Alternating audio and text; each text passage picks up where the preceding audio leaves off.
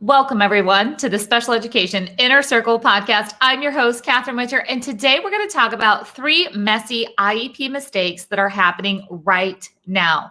We're at the beginning of 2021. We've learned a lot over the past year, but I'm seeing a lot of mistakes still happening. Before we get started, I want to quick remind you that the last Master IEP Coach mentorship of this school year will be starting next month. You can head over to masteriepcoach.com and find out all about it. So our first mistake that we're going to talk about today is happening all the time. But right now, it's really important that we look closely at this mistake that has been around forever and fix it. It's the concept of updating a parent input statement in a way that goes beyond just, Mom, Dad, what are you worried about? See, a parent input statement belongs in every IEP. There's a space for it. It's supposed to go there. Sometimes it's called a parent educational concerns section. It could be called a different name of that section in your state or in your district, but the bottom line is it exists.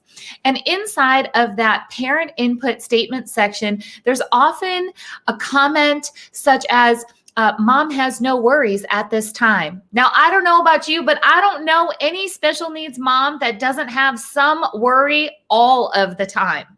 Or it'll say, parents are concerned that the child is eating lunch alone. Now, that's absolutely a concern to have, but that's not a valid place to put this concern. This parent input statement, parent concern section really needs to go above and beyond just 1 or 2 little worries that are happening right now, or saying that there's no worry at all. We want to make sure that, especially after this past year of what we've been through with the school system and home and virtual learning and hybrid learning, that we are looking at parents as not just a partner, but a leader on the IEP team. Now, to do that, this parent input statement needs to encompass a lot of different areas. I got really good at doing parent input statements back when I was a teacher because I'm a special needs sibling. So I know what it's like inside of a special needs family home. I know what it's like to hear a mom and a dad who are worried about an education, who are quite honestly complaining about what's working, what's not working, what a school could be doing, should be doing. So I had that perspective going into the classroom. When I walked into my first classroom, into this big empty room with a green milk crate and a stack of IEPs inside of it, and I'm looking at present levels of performance and what's going to happen when it comes to gathering supplies and curriculum and all of these things, I went to the parent input statement because I knew as a teacher that if I wanted things to go as smoothly as possible, I needed to know, what did the parents want? What were they worried about? That section was not filled out completely on most of the IEPs. Doing what I've been doing here for the last 20 some years, I can tell you that's actually the norm. The norm is that this section is not utilized effectively. That's something huge that we teach inside of the Master IEP Coach mentorship, is how to build this piece. So no matter what your role is on the IEP table, you know how to use this section of the IEP. You want to make sure that a parent knows how to put together and voice their concerns, their expectations, their desired outcomes in areas such as academics, communication, social emotional, behavior. All of these things need to be included into a parent input statement. Now, teachers, you want this to happen. You want to have these tough conversations about what does a parent want in all of those areas, because you have the expertise to help a child in a lot of different ways. So if a child has a deficit in reading, there's probably at least a dozen goals that you could go through to help the child with their reading deficit. But if you have the parent input statement and you look at what the concerns are, both short-term and long-term from the parent point of view, you're going to be able to take those 12 or 15 ideas that you have for how to help a child with reading and narrow it down and focus it into a collaborative plan where everybody's working together at home and school towards this same desired outcome. Teachers, this makes your job easier. So get really good at creating these parent input statements. So old school parent input statements of just a few worries or no concerns at all, that's a mistake that we can't afford to make anymore. Our second mistake, again, we've seen highlighted over this past year. It's something that we can fix without an IEP meeting. We want to make sure that things are documented formally in the IEP at all times. However, to get there, it doesn't mean that we always have to all go to the table at the same time. Now, think about it. Have you ever experienced, whether you're a parent or you're a teacher or you're another professional on the IEP team, where things are supposed to be happening in the IEP, in this IEP accommodations and modifications section, and they're just not happening? So things like making sure a child has all of their visuals, or the behavior reward system is set up, extended time on tests, or maybe an extra set of books at home. All these little things really matter. But often we put together a list of accommodations and modifications, and we don't follow through with who is going to do what.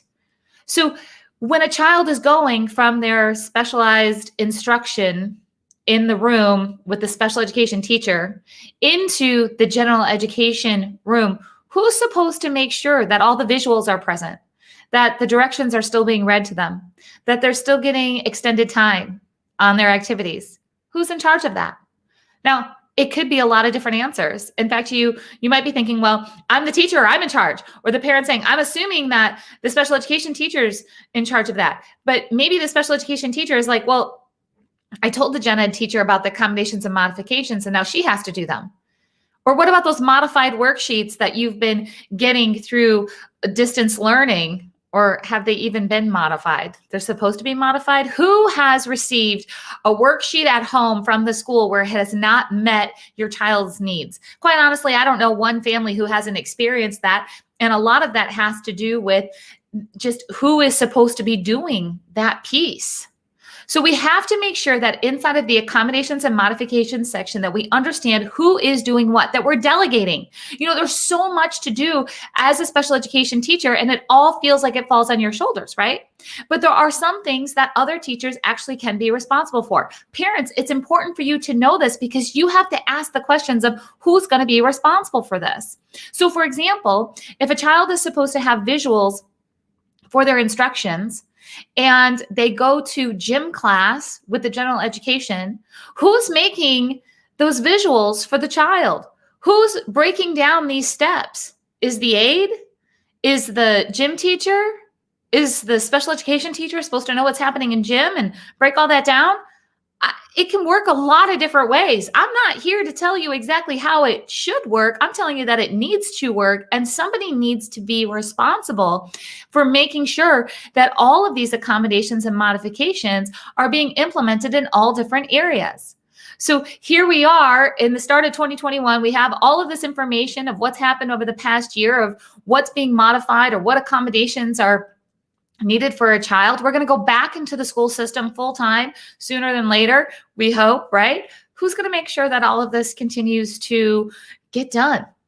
So let's make sure that we don't make the mistake of assuming that just because it's written down in the IEP that the teacher's going to take care of it, being the special education teacher, or that the gym teacher knows how to implement the accommodations and modifications, or that the art teacher knows how to modify that activity. Let's not make those assumptions. Let's talk about it, and let's put some accountability and some delegation into this section of the accommodations and modifications. Again, this is something that I love to work on inside of the Master IEP Coach Mentorship. If you have not already become a Master IEP Coach, it's time for you to jump in. Just head over to masteriepcoach.com and you'll get all of the details. Our third messy mistake that we're going to be talking about a lot during this upcoming Master IEP Coach Mentorship is keeping low priority IEP goals. This is a huge mistake. Almost every IEP team that I've come in contact with over the past year has had to make some tough decisions on which goals to work on first and which ones need to kind of go to the back burner. They just need to be set aside because it's not important right now. So this low priority IEP goal has gotten pushed aside once or twice or three times. We're deciding what's going to happen next, how we're going to move forward. And again, we have these high priority IEP goals and we have low priority IEP goals. Guys, we need to get rid of the low priority IEP goals. If it was not worth your time to work on right now in the middle of crisis, you have to do a hard look at that goal and see, is it really important moving forward? Remember that every IEP is meant to prepare a child for further education, employment, and independent living. Those are during the good times and the bad times. So what took high priority and what did we say, I don't really know if that's super important right now? Do we need to keep working on that? It's important for you to understand that an IEP does not include everything that a child is going to learn.